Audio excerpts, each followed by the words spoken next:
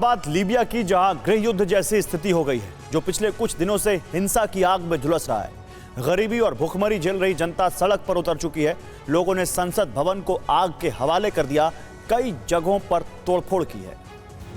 सरकार से रोटी मांग रही आवाम के आक्रोश की अग्नि ज्वाला में कुछ यूं लीबिया की संसद जल गई। हाथ में मुल्क का झंडा थामे भूखे लोगों ने अंधेरों के बीच संसद को जला दिया। पुलिस सेना देखती रही। मंत्री संतरी सब लापता हो गए।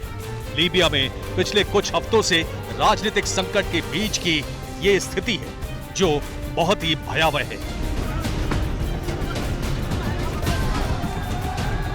गद्दाफी की सत्ता से जाने के बाद से ही लीबिया में सियासी उथल-पुथल जारी है। संयुक्त राष्ट्र की दखल के बावजूद स्थिति संभल नहीं रही है। संयुक्त राष्ट्र के दखल के बावजूद स्थिति संभल नहीं रही है। रोजी रोटी के लिए लोग तरस रहे हैं। बेरोजगारी से साक्षात्कार कर रहे लोगों की भीड़ इकट्ठा हुई। सैकड़ों प्रदर्शनकारियों ने राजधानी त्रिपोली और दूसरे शहरों में मार्च निकाला। सरकारी भवनों पर हमले किए। कई बिल्डिंग्स को आग के हवाले कर दिया गया। लीबिया की स्थिति बेहद खराब है।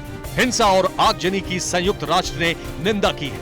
संयुक्त राष्ट्र ने कहा है कि लोगों के शांति से विरोध करने के अधिकार का सम्मान होना चाहिए। लोगों के अधिकारों को सुरक्षित रखा जाना चाहिए। लेकिन जिस तरह दंगे और बर्बरता हो रही है, जिस तरह टोब्रुक में हाउस ऑफ रिप्रेजेंटेटिव के मुख्यालय पर अटैक किया गया, वो अस्वीकार्य है।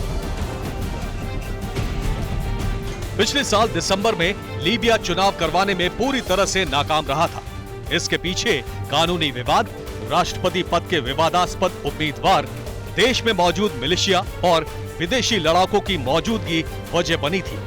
चुनाव का होना इस भूमध्य सागरीय राष्ट्र को शांति के रास्ते पर लाने के लिए अंतर्राष्ट्रीय प्रयासों के लिए एक बड़ा झटका था। सियासी अस्थिरता के बीच एक बार फिर जिस तरह से लोग आक्रोशित हैं, हंगामा कर रहे हैं, आगजनी कर रहे हैं, उससे देश अशांति की भट्टी में उबलने लगा है।